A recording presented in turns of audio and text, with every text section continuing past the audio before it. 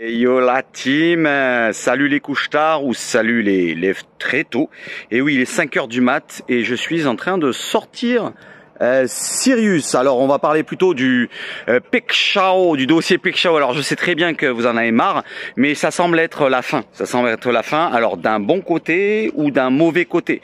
Vous avez vu, j'ai mis le maillot de Leeds pour Pekshao et le maillot de l'OM pour Pekshao. Alors le maillot de Feyenoord au milieu, c'est pour l'instant c'est son maillot, c'est son équipe, mais les deux clubs se bataillent et se bataillent très très fort. Alors pour l'instant l'avantage est à Leeds selon le média Feyenoord TM, si je me trompe pas, n'hésitez pas à regarder, vous avez les informations sur ce côté-là.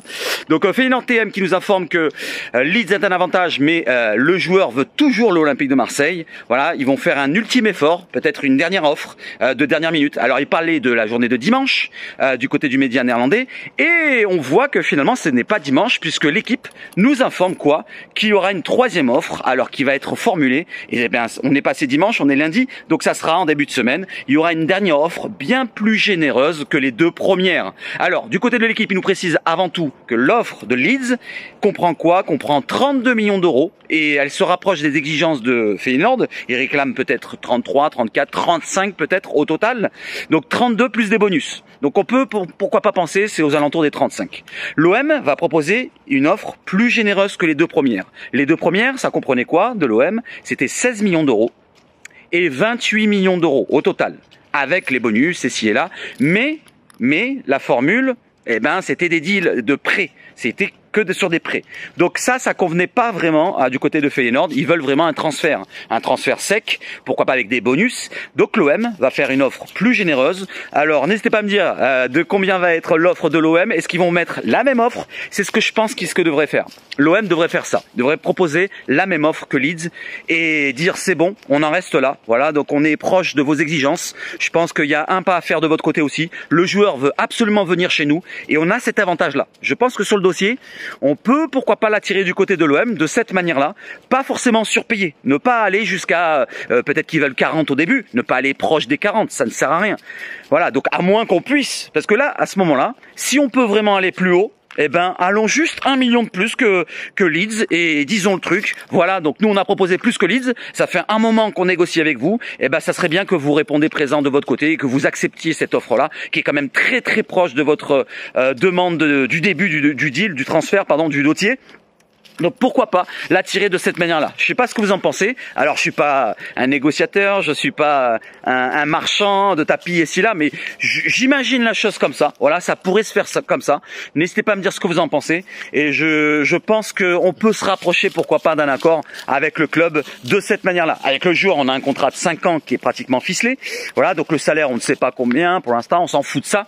Mais au moins avec le joueur, lui veut venir. On le voit sur Instagram avec son papa, avec lui-même, sur les stories ici et là, il va liker toutes les stories et on voit qu'il a vraiment envie de venir. Ça c'est très important. Le joueur pour nous apporter beaucoup de choses, que ce soit avec sa qualité, que ce soit par aussi pourquoi pas le rayonnement qu'il pourrait montrer du côté du Brésil, parce que c'est un joueur qui va être présélectionné avec le Brésil et qui pourrait apporter quelque chose de plus encore une fois. La valeur qu'il a, le joueur, eh ben je trouve que c'est la valeur qu'il faut. Voilà, c'est le tarif qu'il faut, c'est-à-dire 35 millions d'euros. Vous l'avez peut-être pas vu sur RMC Sport hier, il y a une agent de la FIFA qui est passée et qui a donné son avis sur ça. Elle a dit directement bah oui, moi je trouve que c'est le tarif. Je suis pas surpris de voir un joueur de Feyenoord, un très gros club d'Eredivisie qui joue la Champions League chaque année, de vendre un joueur à 35 millions d'euros, un joueur offensif brésilien de 25 ans qui a encore beaucoup à prouver, à montrer sa valeur. Donc le tarif il y est. Voilà, maintenant l'OM a négocié au début un petit peu.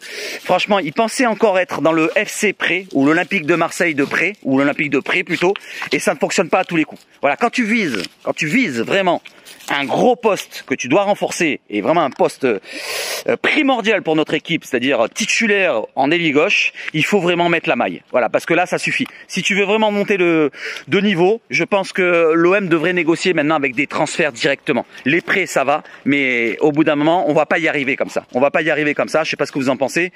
Si on veut vraiment le joueur, il faut investir. Il faut mettre la maille, la moulaga.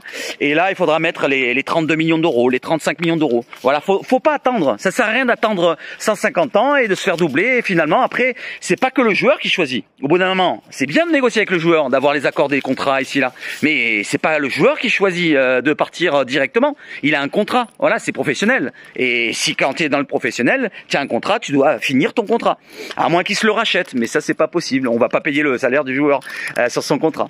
Voilà, donc pour le dossier Péchao, il y a de l'avancement, du bon, du mauvais. Je sais pas comment vous le sentez, vous. Moi, je vais dire que je suis encore en 50-50 maintenant. Je suis remonté un petit peu crescendo. Voilà, on était à du 20% dernièrement, du 25%, je ne sais plus combien j'étais.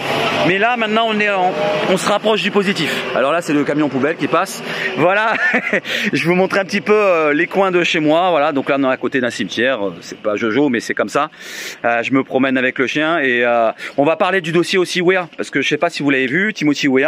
Donc bon, pour le contrat, on le sait très bien, il y a un contrat de 5 ans qui est au bout, avec un salaire de 2,5 millions d'euros qui est confirmé par le journaliste Nico Chira. Je vous le mets là, encore une fois, l'information. Mais il y a autre chose, je sais pas si vous l'avez vu, mais le bas qui blesse sur ce dossier-là, c'est pas vraiment le montant. Oui, c'est le montant, oui, bien sûr, c'est le montant en premier lieu. C'est pas vraiment le salaire, c'est pas vraiment le club qui veut pas nous le vendre. C'est surtout une personne dans la direction sportive du club, parmi les 3 personnes qui dirigent justement la direction sportive de la Juve, qui pose souci. Apparemment, les 2 autres sont tout ouverts à discussion autour des 15 millions d'euros, mais apparemment lui, il est buté sur les 20 millions d'euros. Alors je ne sais pas c'est lequel, si c'est Comoli ou si c'est peut-être Modesto, anciennement joueur de Monaco si je me trompe pas, peut-être qu'il a des antécédents avec l'OM, peut-être qu'on peut penser ça, peut-être c'est un anti-OM à fond, mais moi je resterai plutôt sur le dossier par rapport au remplacement de Timothy Weah. Voilà, donc il vise Molina de l'Atlético Madrid, c'est un joueur qui leur coûtera cher, environ 25 à 30 millions d'euros. Donc s'ils veulent le remplacer, il faut investir plus lourdement et ils ont peut-être besoin de faire une plus grosse vente. Donc au lieu d'attirer les 15 millions d'euros de l'OM qu'ils avaient accepté pour Nottingham quand ils avaient proposé, ils vont peut-être aller jusqu'à entre 15 et 20. Voilà, essayer de gratter 1, 2, 3, 4 millions peut-être, pourquoi pas. Voilà pour le dossier Weah. Donc vous voyez un petit peu que le problème c'est pas vraiment que le montant. Il y a aussi une personne dedans qui pose souci. Voilà, espérons que ça change de ce dossier-là. Lui, il a envie vraiment de venir à l'OM, donc il pousse vraiment pour venir à l'OM. Du côté de la personne qui pose souci, il attend aussi pourquoi pas des offres de première ligue qui n'arriveront peut-être pas. Et l'agent a bien précisé dans son thread, dans son tweet, qui n'accepterait pas d'aller dans un club où il voudrait pas y aller. C'est normal, c'est normal. Le joueur choisit l'OM, ils doivent accepter les offres qui sont proposées quand ils étaient acceptés juste avant. Voilà, c'est incompréhensible d'en arriver jusque-là, mais c'est comme ça. Voilà, les négociations, c'est comme ça. Il y a les offres et la demande. Voilà, j'en avais parlé hier en live chez Nitifoot, je te salue. Et je disais, quand tu fais des négociations sur un transfert, il y a un club qui va te proposer, par exemple, un prêt. Je reviens sur le dossier Péchao.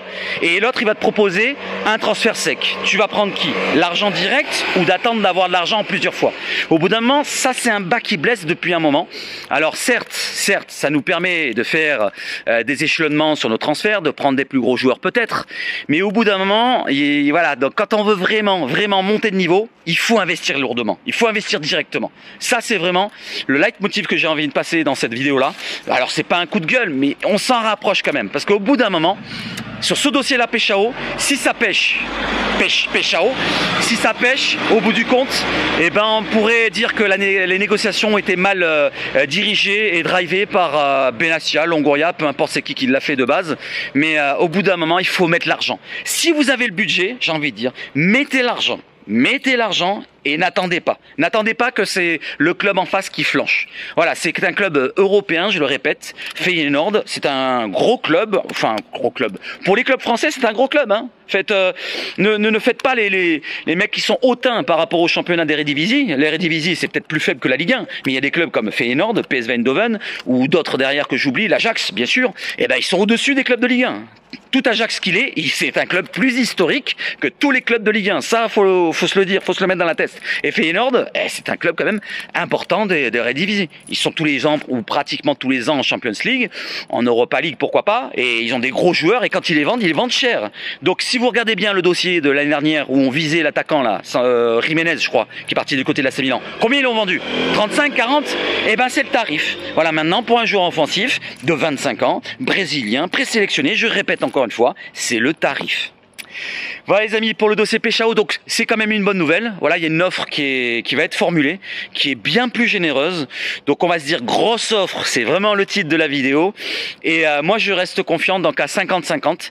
Je vais dire même 55 pour l'OM. Allez, 55% pour l'OM. Je sais pas combien vous pensez vous de votre côté. N'hésitez pas à me dire, est-ce que vous êtes très confiant sur le dossier Peshao maintenant que ça a changé? Il y a une dernière offre, c'est confirmé par le média français. Certes, on peut se dire l'équipe est ci et là, voilà, machin. Mais bon, bref, voilà, il y a Feyenoord TM. Certains ont pris cette source-là comme sérieuse, donc pourquoi pas prendre l'équipe comme source sérieuse, voilà, beaucoup la relaient. Et moi, je vais prendre ça comme source sérieuse. Je vais être confiant sur ce dossier-là encore une fois.